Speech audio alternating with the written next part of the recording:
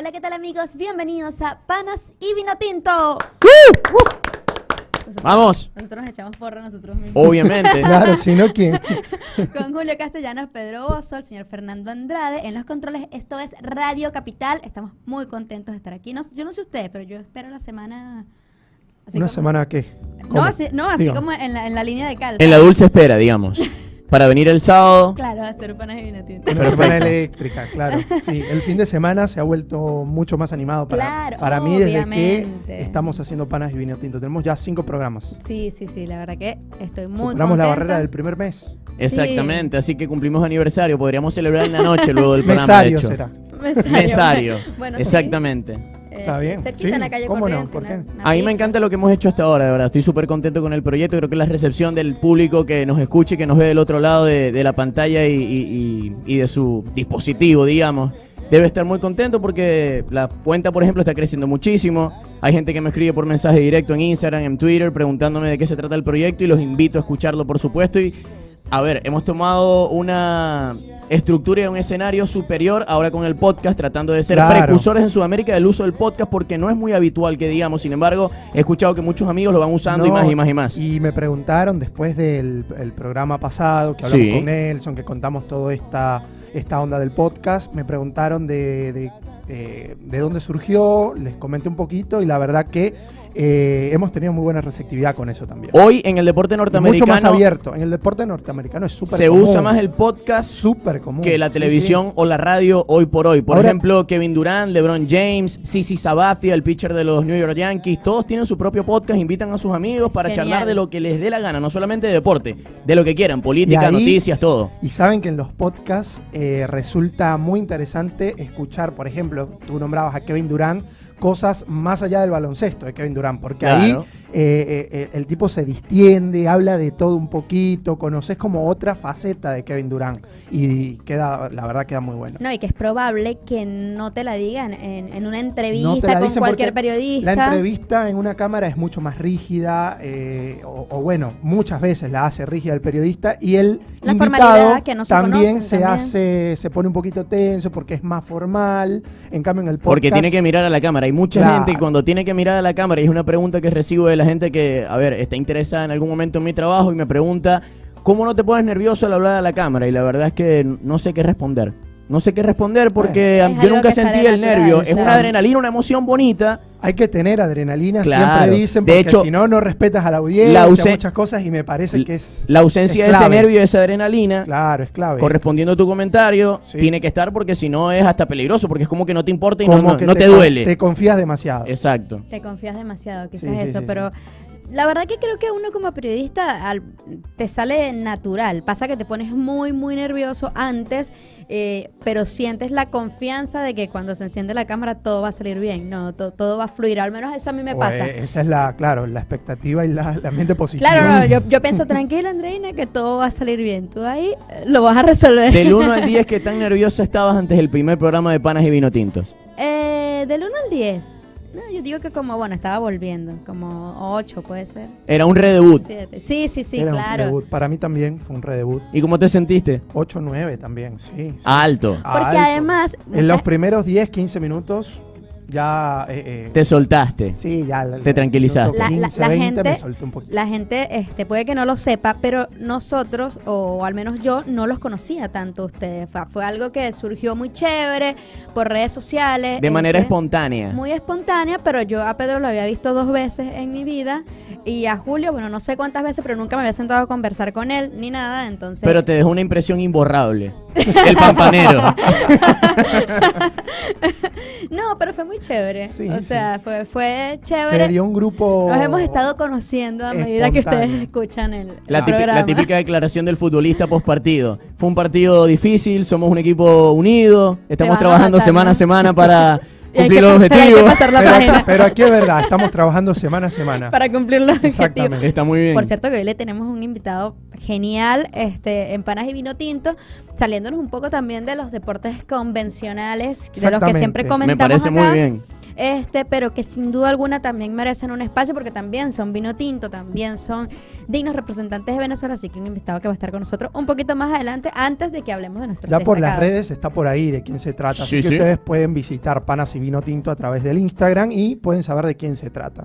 Sí, para que lo esperen. Yo tengo muchas ganas de preguntarle por su historia de vida. Obviamente los resultados deportivos que ha conseguido, Ya todos los conocemos. sí, los conocemos, los que no lo conocen lo van a Lo escuchar, van a por escuchar. supuesto, porque los vamos a mencionar, pero quiero preguntarle por su historia de vida, porque como mencionaste, André, no es una disciplina, digamos, que se practique tanto, al menos en Venezuela, no es un país que sea potencia en ese deporte. Sin embargo, yo quiero conocer cómo crece uno en una disciplina no tan habitual en un país que no está acostumbrado a eso. Y crecer para codearse con los mejores del mundo y ganarles. Indeed. Exactamente.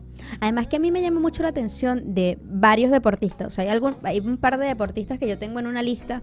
Por ejemplo, Cristiano Ronaldo, que siento que son, obviamente tienen condiciones físicas espectaculares, pero que siento que mentalmente son unos monstruos. O sea, yo quisiera saber cómo se activan para afrontar ciertas situaciones. El Y yo- factor mental, dices tú. Exacto, porque totalmente, porque- hay muchos que son talentosísimos. Por ejemplo, un caso que se me viene a la memoria es Adriano, el futbolista brasileño. Sí.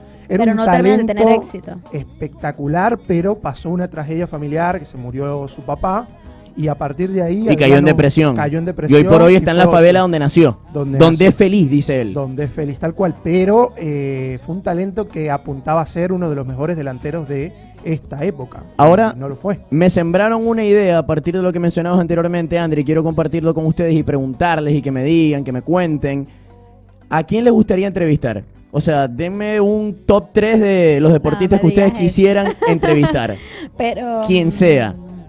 Que esté vivo venezolana. es una condición, tiene que estar vivo porque si no es imposible, pues, pero... Pero venezolano. Pero venezolano, ¿sabes? O internacional, no importa. Internacional.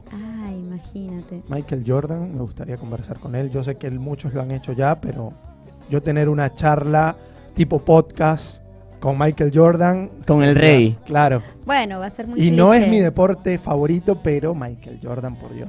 Ok, Va a ser muy cliché, pero yo quisiera hablar con Lionel Messi. está muy bien. Está bien. Tomarme Es unos- válido. Por ejemplo, tomarme unos Lo que mates, pasa es porque que yo Messi, no tomo mate. y- no sé si es tan dinámico a la hora de entrevistarlos. Es más que el nombre de Messi, lo entrevistaste a Messi, pero por ejemplo, Pero- Jordan te puede dar respuestas jugosas y polémicas y sin pelos en la lengua. Pero yo creo que eso es un reto como periodista. Ah, bueno, si Eso, lo ves o sea, así, afrontar ese te reto está felicito, de sabroso, verdad. Claro, es un sí. reto como periodista, porque por ejemplo, la última vez que escuché hablando a Messi, que fue en una Nos entrevista sorprendimos todos. de radio, yo me quedé loca y dije, wow, ¿quién le sacó semejantes palabras a Messi? Claro. Claro, para mí es que él tenía ganas de hablar más que el periodista, pero sí me encantaría ver una entrevista en donde, por ejemplo, alguien sea capaz, no de confrontarlo, pero sí de ponerlo un poquito incómodo. claro, Es inevitable no admirarlo tanto. de ponerlo en la silla caliente, dices tú.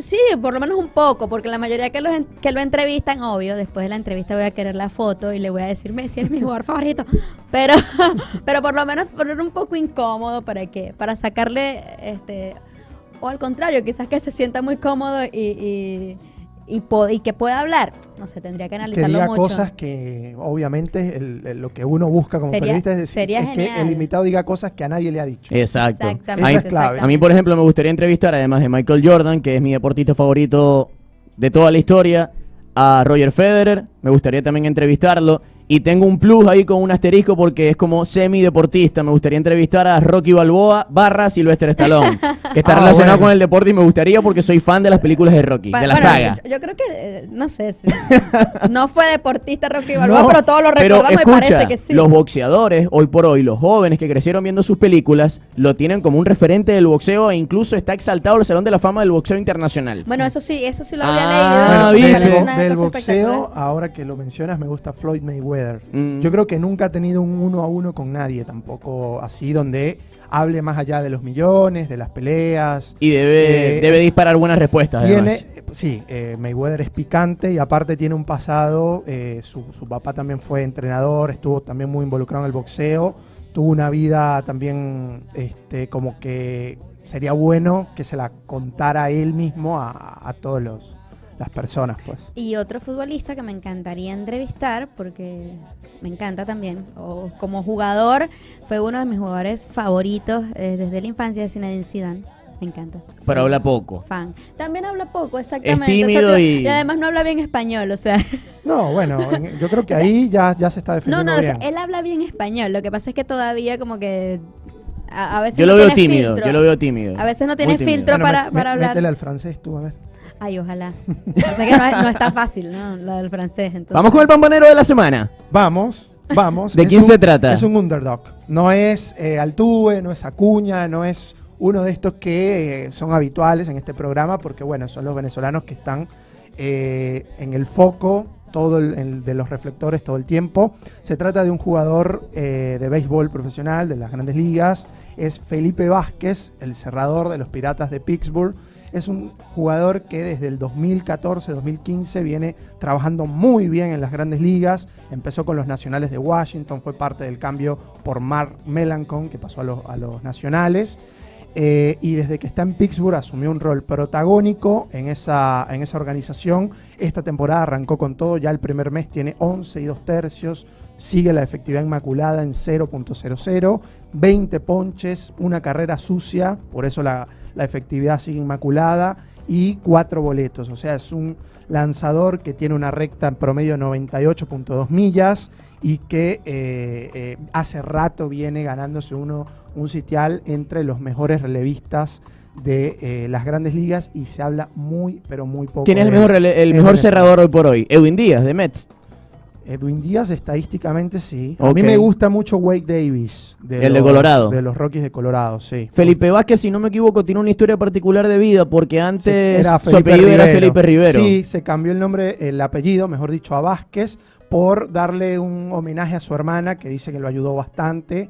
Y que, bien bonito. Sí. Y la familia siempre es fundamental para así conseguir el éxito en lo que te propongas. Prefirió dejar sino que lo diga nuestro paterno. operador, que está bien acompañado siempre por su familia. Claro, el apellido paterno lo dejó a un lado y se pasó al apellido materno. Exacto. Muy Suele bien. pasar, lo hablábamos el otro día, que Ujú. algunos deportistas hacen eso, darse a conocer con el apellido de su mamá, por ejemplo, para homenajearlas, ¿no? De alguna manera, y agradecerles todo lo que hicieron por ellos en su momento. Sí, también es una historia de una infancia difícil, la de Felipe Rivero, ahora Vázquez.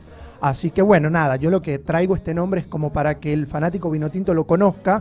Es un lanzador que tiene 5 temporadas muy buenas en Grandes Ligas y bueno, cada vez ha ido evolucionando sus números. Tiene 11.2 ponches, el promedio por cada 9 entradas. Es uno de los lanzadores más eficaces y no solamente infravalorado en Venezuela, sino también creo que en las Grandes Ligas. Un aplauso entonces para el pampanero de la semana, el señor Felipe Vázquez. Vamos con el girasol. Vamos con el girasol. Eso. Bueno, un día como hoy, hace 25 años, por primera vez un equipo venezolano le ganó en un octavo de final y logró clasificar a un cuarto de final de la Copa Libertadores de América. Ese equipo fue Minerven del Callao, así que conmemorar a ese equipo que hace 25 años logró lo que ningún otro equipo venezolano había hecho, que era clasificar a unos cuartos de final. Poner un asterisco, el Portuguesa Fútbol Club llegó a una semifinal, y fue hace 1.000.000 de años, pero era otro formato, no era la Copa Libertadores que conocemos ahora. Era zonal. En realidad creo que sí, hace muchos años. Bueno, era ese Portuguesa Penta, donde jugaban esas viejas glorias que ganó a las 5 estrellas en realidad, pero era muy distinto el formato. En el formato que conocemos, por primera vez lo logró un equipo venezolano. ¿Qué jugadores tenía ese Minerven? Ese Minerven tenía en el arco, por ejemplo, a Gilberto Angelucci, tenía jugadores como Luis el Pájaro Vera. Qué grande el pájaro. Sí, tenía a Stalin Era Rivas. la aspiradora en la mitad de la cancha. Así es, de verdad que y además que fue un equipo, yo no lo recuerdo mucho en la cancha, ¿no? Decirles No, que yo claro, me 25 sentaba. años no, pero Claro, que yo me sentaba a ver el partido, no. Andreina no tiene tantos años. Ojo, No, tampoco. Por ahí. Más o menos, pero no tantos tampoco. No, pero sí iba al estadio. De verdad que, contarles un poquito primero lo futbolístico. Minerven ganó 2-0 en el Cachamay y luego perdió 3-1 en Ecuador, porque este partido fue contra Emelec.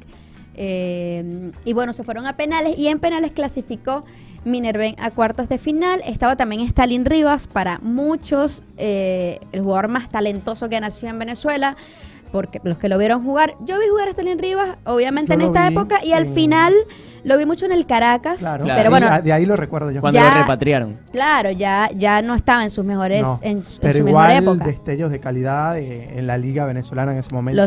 Lo cierto es que cuando estaba joven, bueno, luego Stalin Rivas fue goleador de esa Copa Libertadores de América. Sí, Ujú. es increíble que todo futbolista venezolano de década de los 90, finales de los 80, habla de Stalin Rivas como que era Exactamente. un tocado, un privilegiado. Lamentablemente Es el increíble. fútbol venezolano en esos años no estaba Claro. profesionalizado del todo, entonces Igual, el contexto no lo ayudaba a Yo potenciarlo. digo que lo que hizo Stalin Rivas de irse a Europa en Claro, ese contexto claro. es Y impresionante. Sí. de hecho Stalin regresa de Europa porque lo que hablábamos al principio, quizás la mente no estaba preparado para afrontar Pero todo el eso. futbolista venezolano en ese entonces que no tenía tanto soporte como para que Exactamente. le dieran una mano en ese particular que es tan importante en el deporte de alto rendimiento.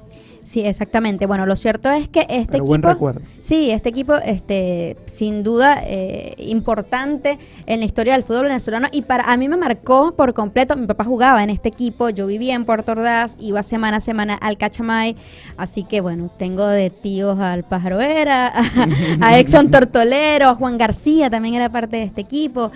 Juancho. El lagarto Juancho, que sí, que también es, no les digo tíos, pero cuando estaba más niña, bueno, sí. Le pedía la bendición. Casi. Veíamos comiquitas, de verdad que fue un equipo que me marcó porque fui muy feliz en Puerto Ordaz cuando era niña. Además que era una Venezuela muy linda. Minerven era de la empresa Minerven, le iba muy bien, nos trataron súper bien. La verdad que en ese equipo profesionalmente trataron muy bien a ese grupo de jugadores. Y bueno, por eso también lo destaco, porque en lo personal, de verdad que siempre Es tengo una historia bonita. claro. Sí, tengo un gran recuerdo, así que todo lo que estuvimos y vimos a Minerven, estamos despechados porque desapareció. Pero bueno, queda Bueno, ahí pero ese queda recuerdo. bien el recuerdo, Así hoy es. 25 años, ¿no? 25 Está bien. años. Y el relámpago Catatumbo ¿Cuál de es? la semana tiene que ver también Intrigado. con un equipo, ¿Por qué no lo dicen? ¿no? un club venezolano, Ah, bueno, hoy fútbol también. pero más del presente. Ah, bueno. Más del presente, y no es una historia de tanto éxito, más bien es una historia de premio a la perseverancia, al no rendirse. Porque el Zamora Fútbol Club en los últimos 10 años sí. se caracterizó por ser un equipo constante, regular en el torneo local. Sin El embargo, mejor. en la ventana internacional, en la Copa Sudamericana y en la Copa Libertadores, les costó muchísimo poder conseguir ese éxito que se había conseguido en el fútbol venezolano. Tenía jugadores importantes, Pedro Ramírez, tenía a Jefferson Soteldo, donde salió justamente, si no me equivoco, quizás haya tenido algún paso por otro equipo en las inferiores. Pero fue su equipo el que le brindó la britina en la primera porque división. es de Carigua, Soteldo, Ok. pero fue su equipo. Creo que debutó allí, bueno, no sé. en Ok, realidad con el Chita San Vicente tendríamos que seguramente. buscarlo. A lo que voy es lo siguiente. Este equipo tenía en Copa Libertadores casi 20 derrotas consecutivas.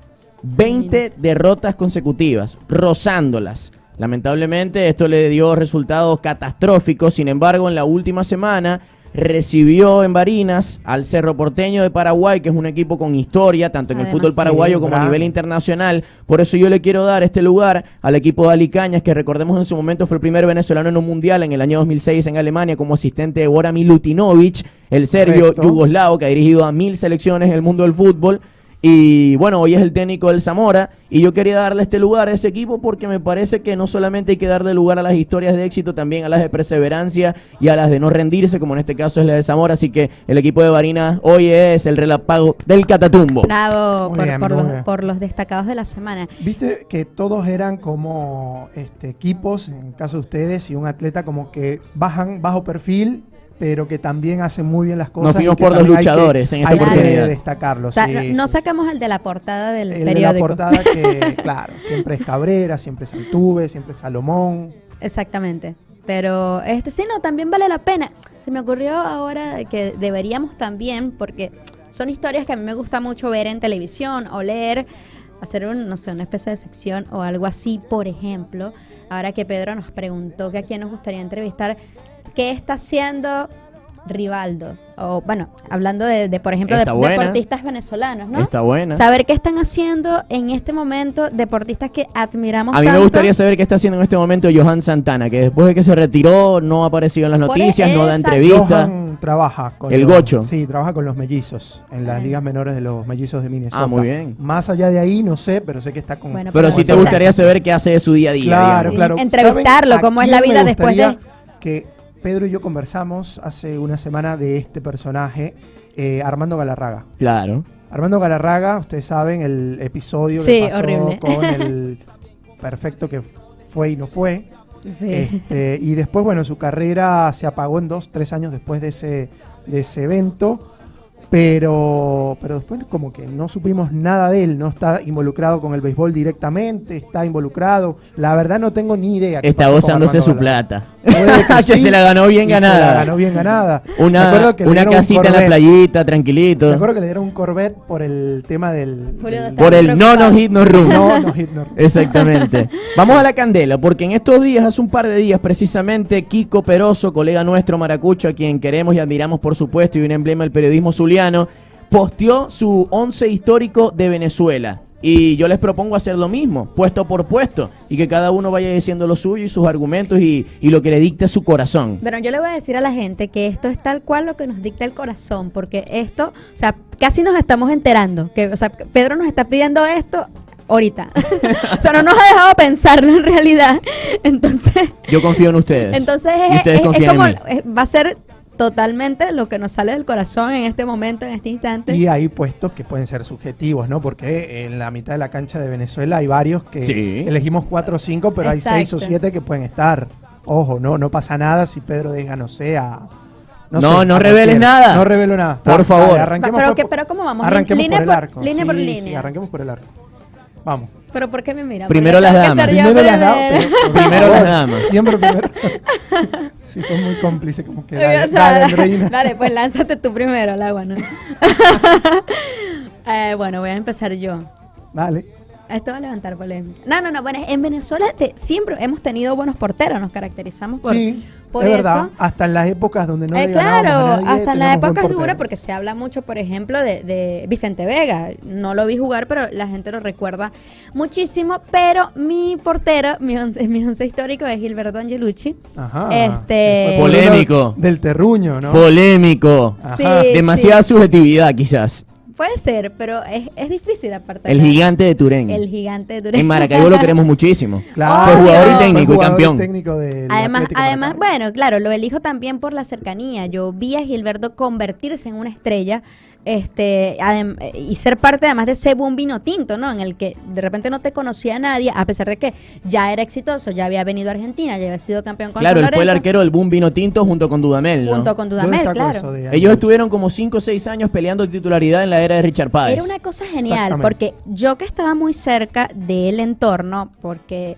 yo era una ladilla, no sé si se pueda decir eso en la radio, yo le decía a mi papá, tienes que llevarme. Entonces siempre me tenían que llevar a los partidos, yo era una fanática con la franela y los jugadores me tenían que firmar la franela y al partido siguiente hacía lo mismo, pero bueno, era una niña. Era 10.000, Sí. o sea, tenías muchas Pero franelas firmadas, Ok. tengo firmas en Bueno, pero cuadernos. eso son reliquias Le deportivas. pregunto a Julio, ¿vale que Andreina ponga de lateral derecho a su papá?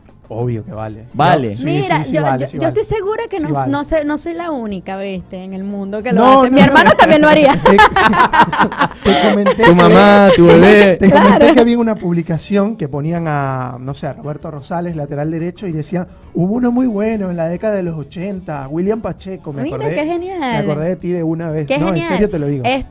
Bueno, también Tomás Muñoz escribió un libro, que periodista venezolano, de leyendas vinotinto, en el que creo que tienen 20 leyendas vinotinto, incluyó a mi papá también, porque incluyó Qué grande. a los jugadores que lo marcaron a él en su carrera. Entonces, bueno, sí, papi, sí hay gente que te recuerda, ¿viste? Está muy bien, por supuesto. entonces- que lo recordamos también en Panas y Vino Tinto. No, obviamente que lo pongo por una cuestión sentimental y porque también creo que primero como deportista, su disciplina lo llevó al lugar donde lo llevó. Él siempre decía que no quizás que no tenía tanto talento, que cuando estaba niño no lo prepararon para. Después dice, después me di cuenta que si hubiese desde niño aprendido fundamentos hubiese sido un poco más técnico, dice. Claro. Pero bueno, después me di cuenta que mi velocidad, mi resistencia era mi fuerte y bueno, tenía que explotar eso y mientras todos se cansaban, yo no. Eso Entonces, me dijeron de él, que era rápido y que desbordaba bastante. Era un lateral ofensivo. desbordaba Es lo que- muchísimo y acá. muchos dicen que estaba como muy adelantado a su época, ¿no? Ah, Porque ¿viste que googleé a tu papá? Ah. sí. Sí, dicen eso, estaba muy adelantado a su época porque desbordaba muchísimo, se iba muchísimo al ataque. Él siempre me ha dicho que eso de jugar por la banda era un juego psicológico. Ah. Dice, el que se va primero, como que tiene la ventaja, Claro. porque después el otro le está esperando. Si Es un plus importante. Claro, si dejas que venga, entonces ahí. Pero nos saltamos a nuestros arqueros. Tú dijiste Gilberto Angelucci. Pero fuiste tú. Es verdad, tienes razón. Me adelanté, me precipité. Bueno, sus Dígame arqueros. su portero. A pesar de todas sus excentricidades, de todas sus acrobacias, de todas sus jugadas propias de un empleado de circo o de una persona que se dedique a esa vida, yo me voy a quedar con Renny Vega y contra el que venga porque además de ser un buen guardameta, creo que tenía una personalidad y un carácter de hierro y que a pesar de los errores seguía enfocado. Y no olvidemos que la posición del arquero es muy psicológica, es muy mental. Cuando un arquero comete un error en un partido, queda condicionado para el resto del mismo. Sin embargo, yo creo que Renny Vega tenía la capacidad de, como digamos, de levantarse rápidamente de esos errores. Un Renny Vega que durante mucho tiempo fue el arquero de la Vinotinto y que tenía un saque espectacular cuando la hacía pegar en el suelo y le pegaba de primera y llegaba más lejos que cualquier otro arquero. Por eso Renny Vega para mí es el mejor guardameta de la historia de la Vinotinto. Eventualmente Wilker Fariñez lo va a superar. Sí, Eventualmente, sí, o sea, en cuestión de claro, 3, 4 años probable. creo que lo va a superar. Claro. Pero lo de Renny, hablábamos de que, por ejemplo, había una disputa entre Dudamel y Angelucci. En cambio, creo que Renny llegó un momento a ser totalmente indiscutible Indiscutible, e sí. indiscutido. O sea, no había nadie Con Farías más que Exacto. todo. Farías lo puso y después como que no hubo nadie que refutara esa decisión. Yo estuve Todos presente en aquella oportunidad en Salta, Copa América 2011. Venezuela estaba perdiendo contra Paraguay, si no me Claro, equivoco. Renny Vega fue a la última Y, jugada. y veo que Renny Vega Ay, empieza no. a caminar Juego y yo le digo a un espectacular. amigo, mira que Renny Vega va a ir a buscar el córner, Mira era cómo una se de las me últimas colocó jugadas el del partido. Y veo que Farías estaba haciendo no, y de repente, bueno, ya se fue. El loco de Renny fue, ganó un cabezazo, Grandiperoso la mandó a peinó. guardar Sí, y sí, Venezuela sí. por... Inolvidable ese partido. Exacto, 3-3, hermoso. En Salta, pero en la linda espectacular. Salta. Espectacular ese Mira partido. que Renny además que... Voy a dar un dato que creo que ustedes no saben de Renny Vega. A ver. La mamá de Renny Vega es de Turén, se llama Estrella, que bueno, se casó con el señor Vicente cuando el señor Vicente jugaba en el Portuguesa Fútbol Club. Creo que Renny nació en Portuguesa. De hecho, él tiene una tía que es mi vecina y me pasó un día que le dije a mi papá, pero bueno, hace tiempo, Renny todavía no era la gran figura de la selección, te busca alguien allá afuera. Y cuando entra me dice, ¿tú no conoces a Renny Vega?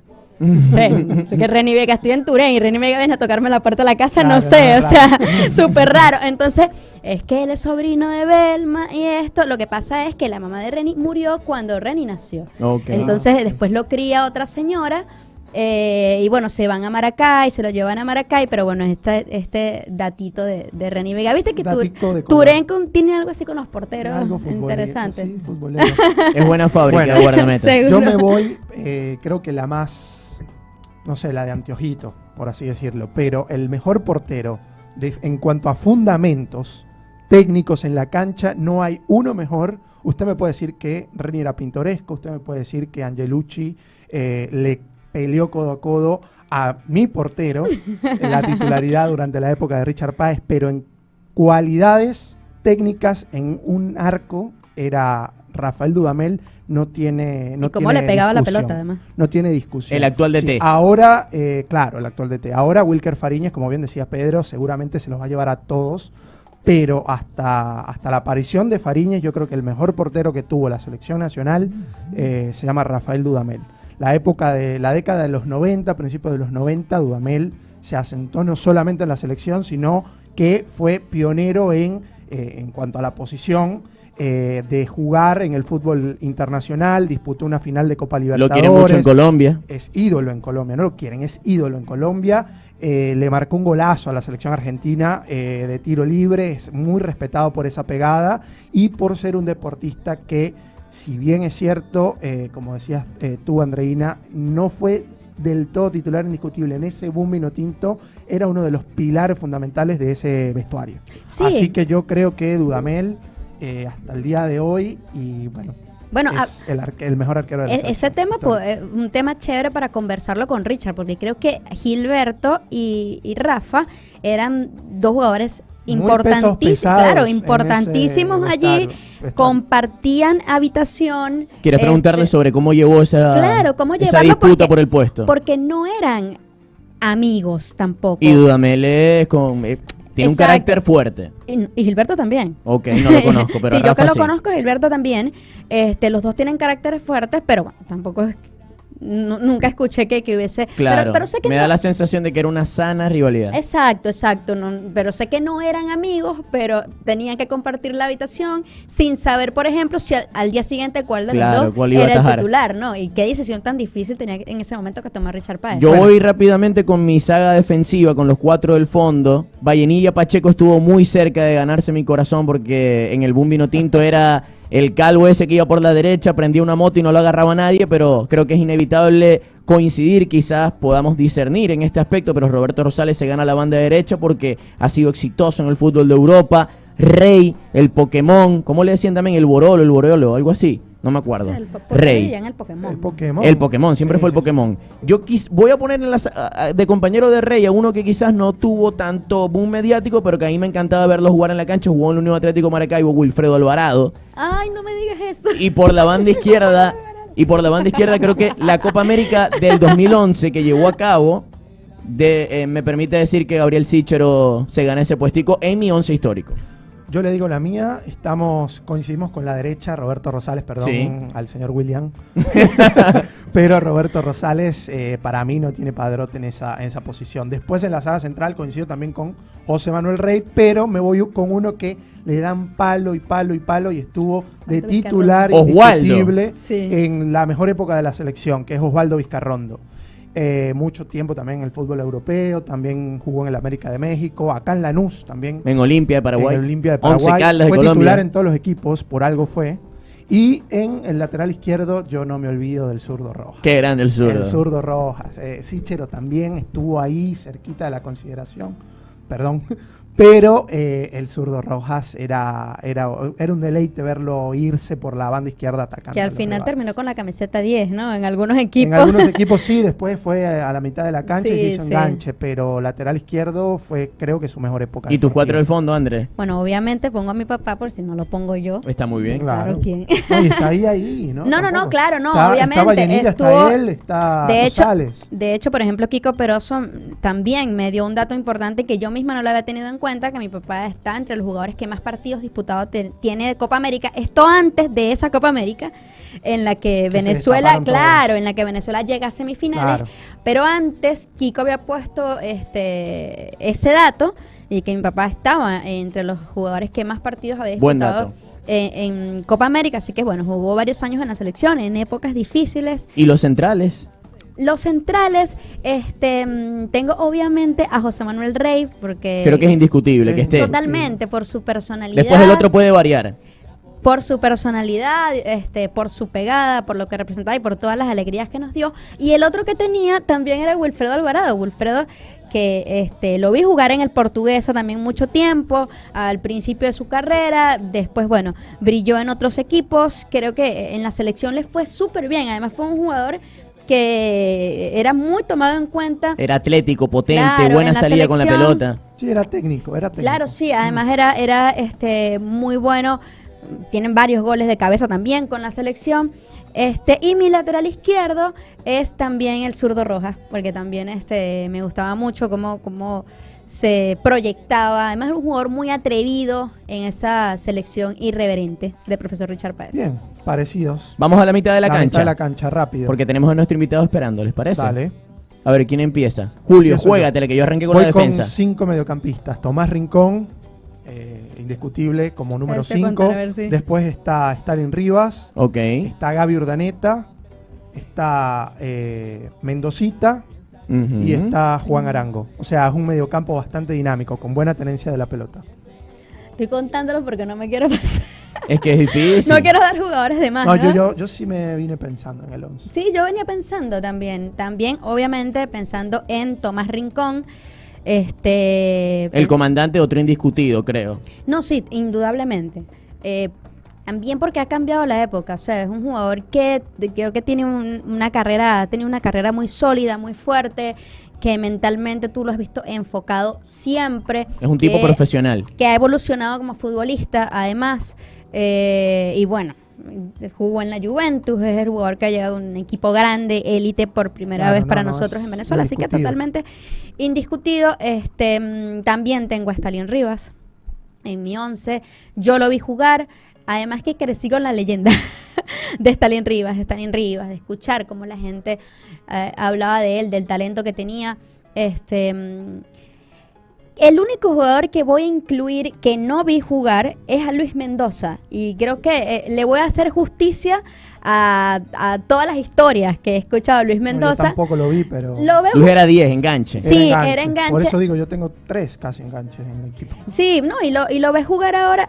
Sí, no estamos tomando en cuenta un esquema, porque si no, pues por ahí quedamos por medio ejemplo, yo descompensados. en la mitad de la cancha voy más, me guío en ese sector por lo que vi. Por ejemplo, pondría a Tomás Rincón con Pájaro Vera, pondría a Juan Arango y también pondría a Gaby Urdaneta, que es un jugador que a mí siempre me encantó por la calidad que tenía con la pelota. Se veía que tenía cosas diferentes. Y en la delantera pongo a Salomón Rondón y pongo a un underdog, pongo a Ruber Morán. A Ruber Morán siempre me gustó porque hacía goles en partidos importantes. Era delantero goleador. Por ahí no tocaba la pelota en todo el partido, pero parecía pum, ping, gol. Hizo goles importantes. No hacía en tantos partidos, pero en los que hacía era de eliminatoria, era un partido para empatar. Contra Brasil, contra Argentina. Sí, me acuerdo. Salomón Rondón es otro indiscutido, ¿verdad? Sí, indiscutible. Creo que igual que Juan Arango, que yo no lo había mencionado, pero Juan Arango obviamente está en mi 11 titular totalmente indiscutido. Yo juego con un solo delantero porque puse 5 mediocampistas, es Salomón Rondón. Ok, es válido. Y yo dejé afuera a Juan, me va a matar Juan, si escuchas. No, te va a matar todo el país. No, pero yo creo que Juan es el mejor jugador de la historia del fútbol venezolano. Yo también creo, de repente, por ejemplo, mi papá me dice, ¿tú no viste jugar a Stalin Rivas? No lo vi. Además, creo que envolvería todo el contexto, ¿sabes? Sí. Lo que vimos en la cancha, además de un jugador súper exitoso, con una carrera sólida, exitosa, con buenos números. Entonces, creo que sí, que Juan Arango para mí sería el mejor jugador. Vamos a escuchar un poco de música de Majanta, nuestros compañeros tropicales de Maracaibo, del estado Zulia, que también están aquí en Buenos Aires, al igual que nosotros. Vamos con música entonces y volvemos con nuestro invitado, el señor Díaz, nuestro karateca. Vamos. Va creciendo, el cielo va tocando, me sientan con el fruto que a la mano me están dando. Y lo peor es que me está gustando.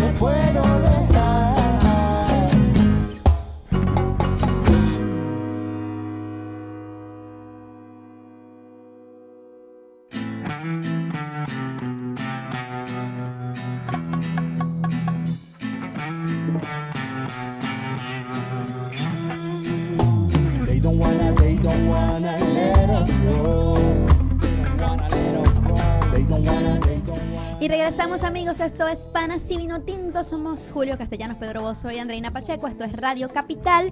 Y bueno, ahora tenemos un invitado de lujo, bicampeón mundial, 16 veces campeón panamericano, 13 veces campeón nacional. Y bueno, no hemos hablado de todas sus medallas de plata o sus medallas de bronce, pero que sea él el que nos ayude a hablar de todos sus éxitos. Bienvenido, Antonio Díaz, a Panas de Vino Tinto. ¿Cómo estás, Antonio? Muy bien, muy bien. Bueno, contento de poder estar conversando un rato con ustedes.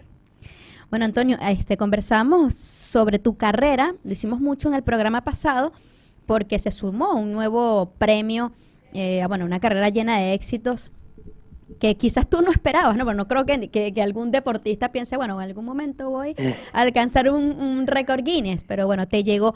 ¿En qué momento te enteraste que tú podías llegar a alcanzar este récord? Mira, comentando un poco de todo lo que había sido mi participación en los campeonatos del mundo, analizando también la cantidad de medallas que tenía y que habían sido de manera consecutiva, yo siempre he sido como muy obsesionado con los resultados, ¿no? O sea, de ver me sé quiénes han ganado, qué año, todo esto. Y bueno, revisando un poquito todos esos resultados, dije, bueno, mira, sí, nadie ha ganado esa cantidad de medallas individuales, ¿no? En un mundial de karate. Ya habías hecho tu producción, tu investigación. Sí. Entonces, revisando un poco eso, me di cuenta de que, bueno, que había de alguna manera un récord ahí, ¿no? En esa cantidad de medallas. Y que habían sido de manera consecutiva. Entonces, bueno, por ahí más o menos fue que comencé a ver que había hecho algo que sin estarlo buscando, ¿no? No era como que, bueno, yo decía, quiero ser el que gane más medallas en un campeonato mundial de karate. Había hecho algo que era importante y era un récord en este tipo de eventos. Que además, Antonio, muchos de los que seguimos el karate y contando tus medallas en ese campeonato mundial, nos quedamos esperando que una de esas medallas de plata, que fue quizás una de las últimas que conseguiste, fuese de oro, para que también rompieras el récord de ser tricampeón mundial.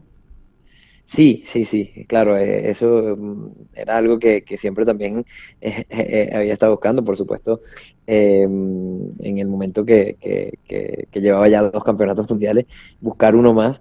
Lamentablemente no se dio de oro, me pude mantener en el podio, pero igual, creo que para mí es de alguna manera gratificante, ¿no? Ver que he podido estar, digamos, por tantos años en esa élite del kata mundial Claro. y yo creo que eso de alguna manera me dice, ¿no? que ha sido de alguna manera un trabajo que se ha hecho de una buena manera y eso me permite tal vez también poder transmitir esas experiencias que he tenido o cómo de alguna manera he podido lograrlo y trabajarlo también ya con algunos de los muchachos de generación de relevo que he tenido la oportunidad de compartir con ellos. Ahora, Antonio, te saluda Julio Castellanos. Gracias por estar en Radio Capital, acá en Panas y Vino Tinto.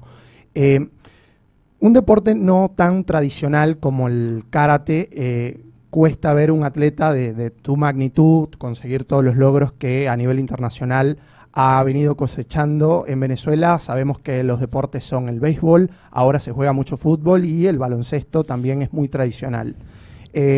Cuéntanos un poquito de esos inicios, de esos arranques, cómo comenzaste tú en esta disciplina y cómo lograste ir trascendiendo, como te digo, un deporte poco tradicional, poco convencional en Venezuela. Mira, sí, yo comienzo en el karate por mi padre, que practicaba la disciplina, también le gustaba mucho el boxeo y él cuando no tenía la oportunidad de ir a entrenar al dojo, que es como llamamos al lugar donde se practica el karate, a veces entrenaba un poquito en la casa y yo de pequeñito lo empecé a imitar, ¿no? Entonces ya era algo que estaba en casa, ¿no? Algo familiar. Ese gusto por el karate.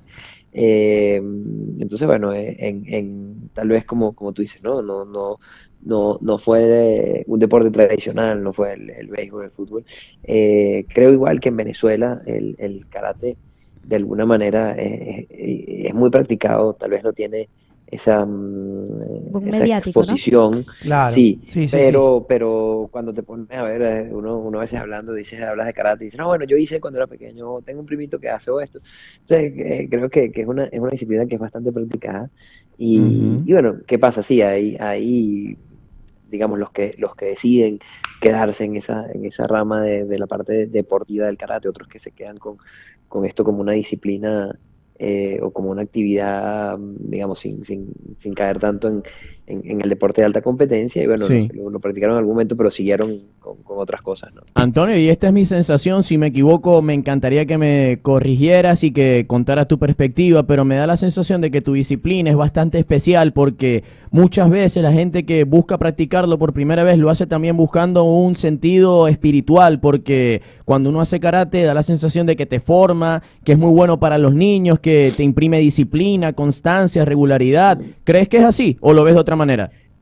No, totalmente, coincido contigo. Creo que el karate lo he vivido de esa manera. Para mí ha sido eh, fundamental en mi formación. Me ha dado muchísimos valores importantes en mi vida. Me ha enseñado lo que significa el logro a través del esfuerzo, lo que significa la disciplina, lo que significa el respeto, la cortesía, incluso ese mismo respeto al oponente. Y creo que son cosas que van más allá de lo que se ve a veces un poquito desde fuera, de solamente lanzar un golpe, aprender a lanzar un golpe o una patada. Eh, Claro. Hay toda una formación integral, ¿no?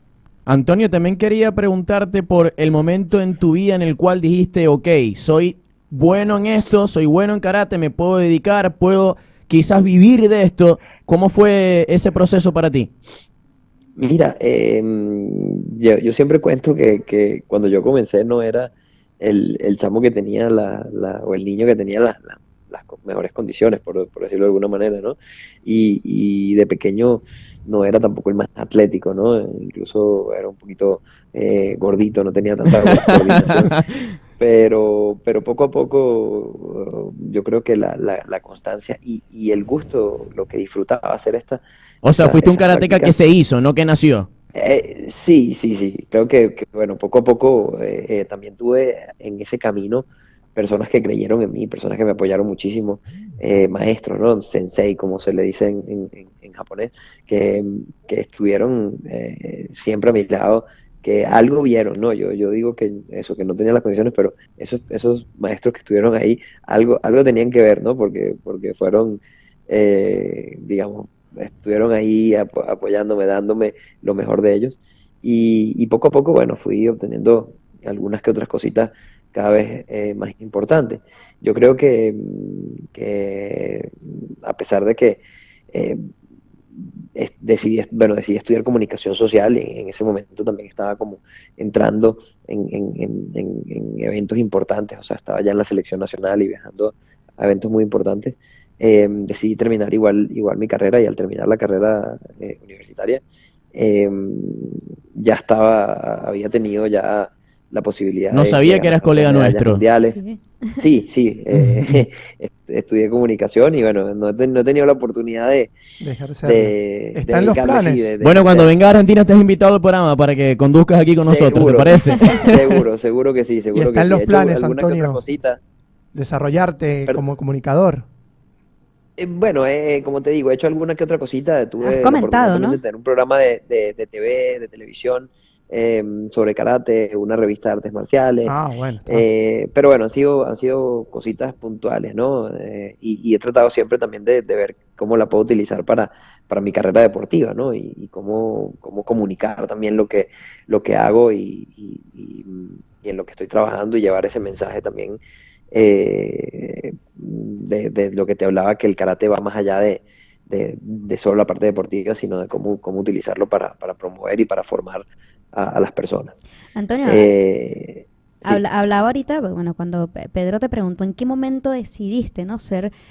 Decir, bueno, me voy a dedicar a esto. Es difícil, ¿no? Yo creo que en ese momento para los deportistas de alto rendimiento en Venezuela, que quizás no están que no son futbolistas, que no son beisbolistas, que no van a recibir Por la estructura. un contrato millonario, exactamente, qué difícil es decidir para un atleta permanecer en esto, porque bueno, no sabemos en realidad Es una decisión valiente. Claro, no sabemos cómo es la historia de cada uno, pero desde afuera entendemos que el deporte en Venezuela no es fácil, cómo hacen para mantenerse, para viajar, todo esto, y yo creo que es una decisión valiente. ¿Cómo lo ves tú ahora que ya te estás retirando, que vienen muchos muchachos a los que seguramente les va a costar también desarrollarse en esta disciplina?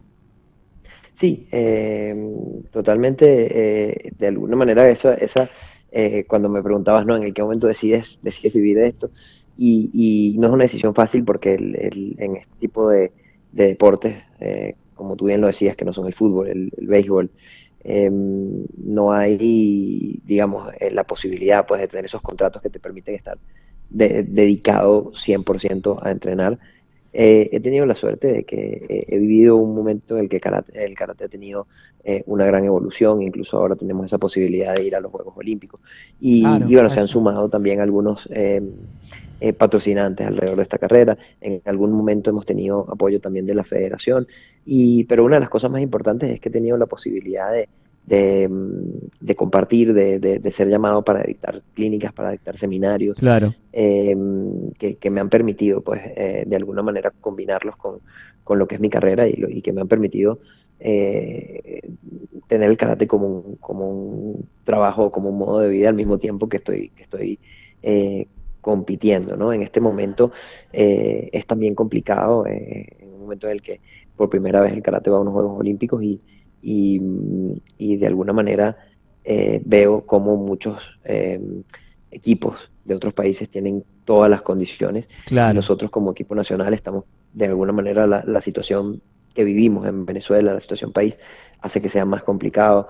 El poco apoyo que tal vez podemos tener lo hace difícil, pero también al final creo que le va a dar un sabor más especial a Claro. esos triunfos de esta última etapa. Sin duda. Esto que menciona Antonio es fantástico porque la mayoría de los atletas vive con esa incertidumbre, con esa falta de estructura para potenciar lo que pueden hacer dentro de un terreno, más allá de cuál disciplina sea, Antonio. Y nosotros reconocemos como venezolanos que has tenido esa lucha y que has sido exitoso en esa lucha y que también sirves como ejemplo y como orgullo para todos los que siguen el deporte venezolano, así que te agradecemos. Yo te quería preguntar, ¿cuándo te diste cuenta? Porque uno investigando tu trayectoria se da cuenta de que recorriste todo el mundo gracias a tu éxito deportivo. ¿Cuándo dijiste así en una ciudad, no sé, Londres, Budapest, Hong Kong, a donde hayas estado, que dijiste, bueno, escogí bien, si el karate me llevó a esta ciudad, a estar aquí y a no pagar nada, a no pagar boleto, es que lo hice bien? Sí. Bueno, he tenido varios momentos en los que lo he pensado y yo creo que la posibilidad también de cuando estuve la primera vez, digamos, en Japón entrenando y de alguna manera pensar tener esa posibilidad, ¿no? De estar conociendo distintas culturas también, ¿no? De poder tener esa interacción y esa cercanía con costumbres tan distintas. Dije, oye, aquí hay algo que bueno, que Valió la pena. que me hizo duda. pensar que valió la pena. Además que tuviste la oportunidad, hablando de que entrenabas en Japón, de tener a un entrenador que no solo te entrenaba a ti, que fuiste campeón mundial, también ha entrenado a varios campeones mundiales, o entrenó a varios campeones mundiales, ¿no? Sí, tuve la suerte de conocer a ese maestro, que para mí fue muy importante. Yo creo que es el que ha tenido más influencia en mi karate, no solo como desde la parte deportiva, sino como arte marcial, y además también muchas lecciones de vida, ¿no? Yo creo que agradezco muchísimo el haberlo podido conocer. Lamentablemente falleció en el año 2015, pero tuve la oportunidad de estar con él desde el 2007 y aprovechar pues al máximo esos últimos años en donde me dejó muchísimos conocimientos, me dejó muchas cosas que quiero también transmitir y poder continuar de alguna manera con su legado. Bueno. Una última cosita. Dale. ¿Cómo te sale el japonés? Oye, falta, tengo ahí, bueno, No es tan fácil, entiendo me bastantes imagino. cositas, pero no le he puesto mucha empeño, ¿no? A No, terminar si no de te sale a aprender bien. ti, aquí nadie va a hacer el intento entonces. Bueno, Antonio, te agradecemos muchísimo el tiempo que has tenido con nosotros para nuestra audiencia en Buenos Aires. a través de Radio Capital en Panas y Vino Tinto. Eres cuando quieras, puedes ser un invitado habitual en estos micrófonos. Te agradecemos muchísimo y que sigan los éxitos, ¿no? Y que se cumpla ese sueño de estar de representar a Venezuela en unos Juegos Olímpicos y que termine de la mejor manera posible tu carrera deportiva. Te mandamos un gran abrazo. Amén. Muchísimas gracias también a ustedes por esa entrevista y bueno, saludos tengo muchísima gente que quiero en Argentina, muchos amigos en Argentina. Voy a estar en la ciudad de Córdoba en julio de este año en un campamento. Bien. También, bueno, a todos los venezolanos que están por allá, un gran abrazo. Y bueno, me despido con gracias en japonés, ¿no? Domo arigato gozaimashita. Algo te sale bien, muy bien. Gracias, Antonio. Hasta la próxima. Hasta la próxima, gracias. Bueno, un lujo, ¿no? Súper. Tener a un campeón mundial que seguramente después que se retire del karate va a tener también mucho que aportar al deporte venezolano. Sí, tiene hecho, un dojo ya trabaja, en Caracas. Claro, trabaja con chiquitos ya en Caracas, los agarra desde 4 años como para enseñarles esa disciplina de vida a la que te hizo mención a tu pregunta, Pedro. Esos son los tipos que a la final van a sembrar la nueva Venezuela, por ejemplo. Tiene una organización que es Inoue, que es el nombre de su maestro en Venezuela. Bueno, está a nivel mundial la organización, pero él la maneja, la controla en Venezuela y él va estado por estado, porque lo he visto, por ejemplo, en mi pueblo lo vi en los cambios de cinta de los niños lo conocen, él le deja, bueno, sus enseñanzas, lo que él aprendió durante el karate, así que es genial lo que hace y como dice Pedro, quizás no está en los medios reflectores. Exacto, pero llega hasta Turén, así que estoy segura que ha llegado a muchos rincones de Venezuela. Así que bueno, nos despedimos a lo grande. Ha sido un verdadero placer, compañeros. Hasta la próxima. Por supuesto. Lo he disfrutado mucho como siempre, la verdad. A través de Radio Capital, los esperamos el próximo sábado, Andreina, un privilegio. De verdad, bueno, fuimos Julio Castellanos, Pedro Bozo, el señor Fernando Andrade. Síganos en @panas y vinotinto en todas las redes sociales. Y escúchenos en podcast en HSM Deportes. Chévere, chau. Chao, chao.